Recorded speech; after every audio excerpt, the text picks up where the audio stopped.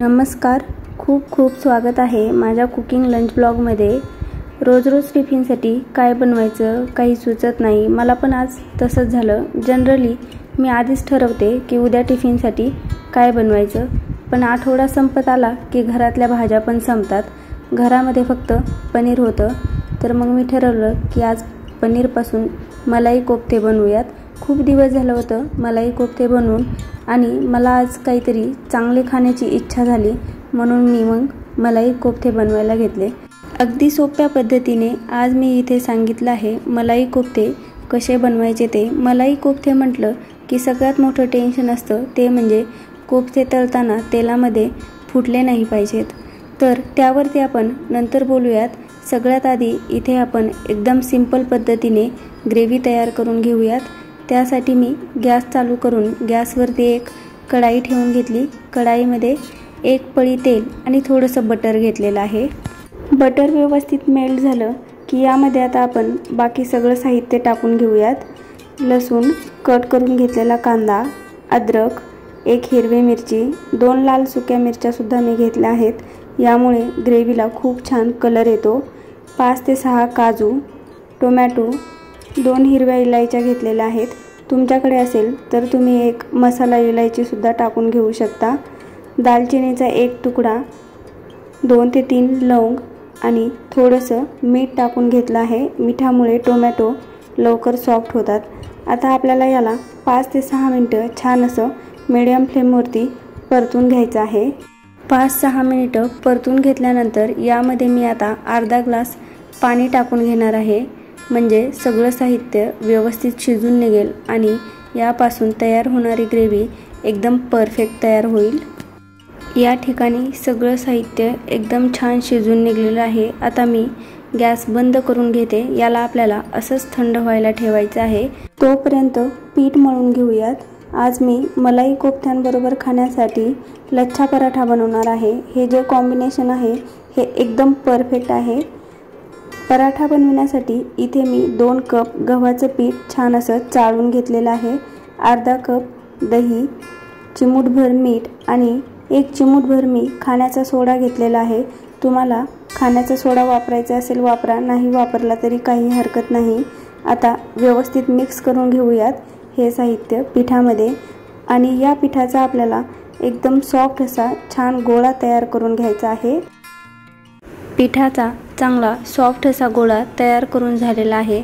आता यावरती झाकण ठेवून आपण याला साईडला ठेवूयात आणि कोफ्ते बनवायला घ्यायचे आहेत लगेच। कोफ्त्यांमध्ये भरपूर प्रकारचे कोफ्ते बनवले जातात, माव्यापासून बिना माव्याची स्टफिंग करून। मी इथे आज एकदम सिंपल कोफ्ते बनवणार आहेत आणि हे कोफ्ते खायला खूप म्हणजे खूप टेस्टी लागतात।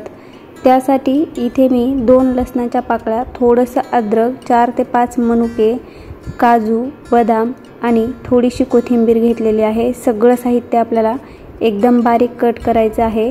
लक्षात ठेवा, जेव्हा कधी तुम्ही कोफ्ते बनवताना त्यामध्ये मनुके वापरतात, मनुके बारीक कट करूनच वापरायचे आहेत। जर तुम्ही तसेच मनुके वापरले तर ते तळताना खूप जास्त फुलतात आणि कोफ्ता तेलामध्येच फुटला जाईल। त्यामुळे मनुके हे आपल्याला बारीक कट करूनच घ्यायचे आहे। त्यानंतर पनीर आणि बटाटा किती घ्यायचा आणि कसं घ्यायचं। बटाटा आपल्याला शिजवून घ्यायचा आहे, जास्त ओव्हरकुक बिलकुल झालेला नसावा। 80 ते 85% बटाट्याला शिजवून घ्यायचं आहे। छान खिसणीनं बारीक खिसायचं। पनीरसुद्धा फ्रेश असायला हवं। दोन्ही इक्वल क्वांटिटीमध्ये घ्यायचं आहे। जेवढं पनीर घेताल तितकंच आपल्याला बटाटा घ्यायचा आहे। पनीर आणि बटाटा छान किसणीनं मस्त बारीक असा किसून घेतलेला आहे। यामध्ये आता कट करून घेतलेलं सगळं साहित्य टाकून घ्यायचं। थोडंसं मीठ, 1 चमचा कॉर्नफ्लॉवर आणि 1 चमचा मैदा। कॉर्नफ्लॉवरमुळं तयार होणारे कोफ्ते मस्त क्रिस्पी तयार होतात। सगळं साहित्य टाकून झालं की व्यवस्थित मिक्स करायचं आणि याचा आपल्याला छान सॉफ्ट असा गोळा तयार करून घ्यायचा आहे। बटाटा आणि पनीरचा मी छान सॉफ्ट असा गोळा तयार करून घेतला आहे। लगेच आता कोफ्ते बनवायला घेते। तर कोफ्ते तुम्हाला हव्या त्या आकारामध्ये बनवून घेऊ शकता। मी इथे राऊंड शेपमध्ये बनवणार आहे। गोल गोल बनवायचं आणि वरतून याला आपल्याला मैद्याची कोटिंग करायची आहे। खूप थोडासा मैदा लागतो। एकदम हलक्या हाताने याला कोट करून घ्यायचं। मैद्याचं कोटिंग केल्याबरोबर याला लगेच तेलात नाही सोडायचं। जर तुम्ही लगेच तेलात सोडलं तर तेलामध्ये सगळा मैदाच होईल। जरा 1 ते 2 मिनिटं याला साईडला ठेवायचं आणि नंतरच आपण याला फ्राय करून घेणार आहोत। सुरुवातीला मी फक्त 6 ते 7च कोफ्ते तयार करून घेतले आहेत। यातला एकच कोफ्ता तेलामध्ये सोडून आपल्याला चेक करायचा आहे कोफ्ता व्यवस्थित तळत आहे की तेलामध्येच फुटला जातोय। कधी पण कोफ्ते तळताना सुरुवातीला आधी एकच कोफ्ता टाकून बघायचा। जर तो व्यवस्थित तळला गेला, तेलामध्ये फुटला नाही, त्यानंतरच बाकीचे कोफ्ते तळून घ्यायचे। या ठिकाणी आपला हा कोफ्ता एकदम छान तयार झालेला आहे, बिलकुल फुटलेला नाही। याला अशा प्रकारे छान ब्राऊन कलर येईपर्यंत तेलामध्ये तळून घ्यायचं। आता लगेच आपण बाकीचे सुद्धा सगळे कोफ्ते तळून घेऊयात। आता सेकंड बॅचमध्ये तयार करून घेतलेले सगळेच कोफ्ते मी तेलामध्ये सोडून घेतलेले आहेत। व्यवस्थित आपल्याला याला सुद्धा तळून घ्यायचं आहे छान ब्राऊन कलर येईपर्यंत। लक्षात ठेवा, कोफ्ते तळताना गॅसची स्पीड आपल्याला मीडियम टू लोच ठेवायची आहे, म्हणजे कोफ्ते आतून आणि बाहेरून छान तळले जातात। राहिलेल्या पिठाचे सुद्धा अशाच प्रकारे आपल्याला कोफ्ते तयार करून त्याला व्यवस्थित असं तळून घ्यायचं आहे। विश्वास ठेवा, अशा प्रकारे कोफ्ते बनवल्यास खूप म्हणजे खूप छान तयार होतात। तुम्ही अशा प्रकारे कोफ्ते टिफिनसाठी किंवा घरी कोणी पाहुणे आल्यावर सुद्धा बनवू शकता। त्यांना 100% खूप म्हणजे खूप आवडतील याची मला खात्री आहे। सगळे कोफ्ते बनवून तयार झालेले आहेत।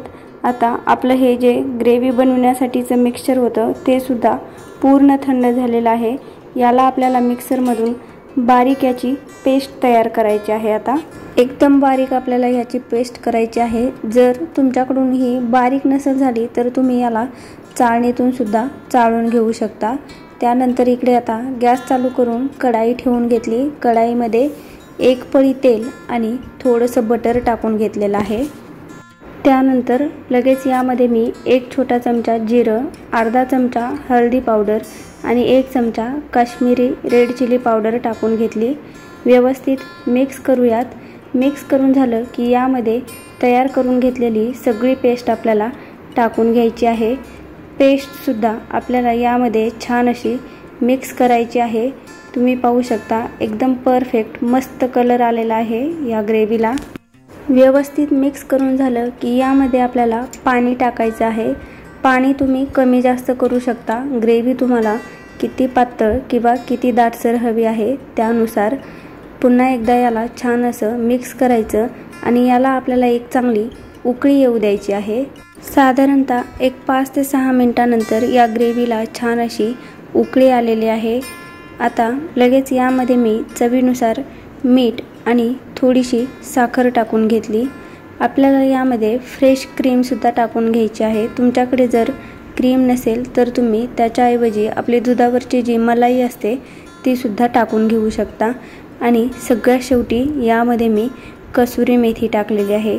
व्यवस्थित मिक्स करून घेऊयात आणि इथे आपली ही मलाई कोफ्त्यासोबत खाण्यासाठीची ग्रेव्ही एकदम परफेक्ट अशी तयार झालेली आहे। आता आपल्याला पराठा बनवून घ्यायचा आहे। पीठ आपण आधीच मळून ठेवलं होतं, यातला आपल्याला एक छोटासा उंडा तयार करून घ्यायचा आहे। तुम्हाला किती लहान मोठा बनवायचा आहे पराठा त्यानुसार उंडा तयार करून घ्यायचा। तयार करून घेतलेला उंडा एकदा सुक्या पिठामध्ये बुडवून घ्यायचा आणि याला आपल्याला सुरुवातीला चपातीवानीच लाटून घ्यायचं आहे। जसे आपण नॉर्मल चपाती लाटतो तसं लाटायचं। यावरती तुम्ही बटर लावू शकता, घी लावू शकता किंवा तेल। मी तेल लावून घेतलेलं आहे। या पूर्ण चपातीला आपल्याला तेल लावायचं आहे। यावरती मी थोडंसं लाल तिखट टाकून घेतलेलं आहे आणि जिरा टाकून घेतलेला आहे। लच्छा पराठा तुम्ही कशाचा पण बनवू शकता, कोथिंबीर बारीक कट करून किंवा कसुरी मेथीचा। मी यामध्ये थोडंसं लाल तिखट आणि जिऱ्याचा हा लच्छा पराठा बनवलेला आहे। खूप छान लागतो मलाई कोफ्त्यांबरोबर खाण्यासाठी। तुम्ही अशा प्रकारे लच्छा पराठा नक्की ट्राय करून पहा। आता सगळं साहित्य हे टाकून झालं की याला चाकूने एक कट द्यायचा आणि रोल करत जायचं व्हिडिओमध्ये दाखवल्याप्रमाणे। आणि यावरती मी आता थोडीशी कोथिंबीर ठेवून घेतलेली आहे वरतून, म्हणजे छान वाटते ती लाटून घ्यायचं आहे परत एकदा आपल्याला याला। हा पराठा दोनही साईडनं व्यवस्थित लाटून घ्यायचा। आता लाटून झालेला पराठा आपल्याला भाजायचा आहे। त्यासाठी इकडे मी तवा आधीच गरम करायला ठेवला होता। यावरती मी थोडंसं सुरुवातीला बटर सोडून घेतलेलं आहे, म्हणजे हा पराठा खाली तव्याला चिटकून बसणार नाही।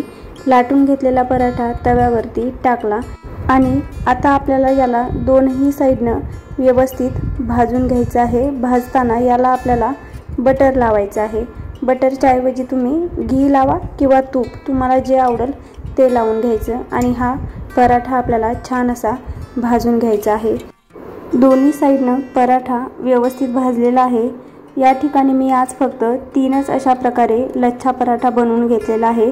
माझ्या मुलीला प्लेन पराठा आवडतो, तिला त्यामध्ये कोथिंबीर आणि लाल तिखट बिलकुल आवडत नाही, म्हणून मी तिच्यासाठी अशा प्रकारे प्लेन पराठे बनवून घेतले। दही टाकल्यामुळे आपले हे पराठे खूप सॉफ्ट तयार होतात। सगळ्या पिठाचे पराठे तयार करून झालेले आहेत। आता या ठिकाणी लंच बॉक्ससाठीची सगळी तयारी झालेली आहे। मलाई कोफ्ते, त्यासाठीची ग्रेव्ही आणि लच्छा पराठा। लगेच आता लंच बॉक्स भरायला घ्यायचा आहे। त्याआधी तुम्हाला आपली आजची ही रेसिपी कशी वाटली हे मला कमेंट करून नक्की सांगा। व्हिडिओ आवडल्यास व्हिडिओला लाईक करा आणि तुम्ही जर आणखी माझ्या या कुकिंग चॅनलला सबस्क्राईब केलं नसेल तर लगेचच सबस्क्राईब करा। शेजारीच जे बेल आयकॉन आहे त्यावरतीही प्रेस करून ठेवा, म्हणजे मी नवीन रेसिपी अपलोड केली की त्याचं नोटिफिकेशन तुम्हाला येईल आणि तुम्हाला तो व्हिडिओ लगेच पाहता येईल। पुन्हा भेटूया अशाच एका नवीन लंच बॉक्स रेसिपीसोबत। तोपर्यंत खात रहा, मस्त रहा। Bye bye, thank you.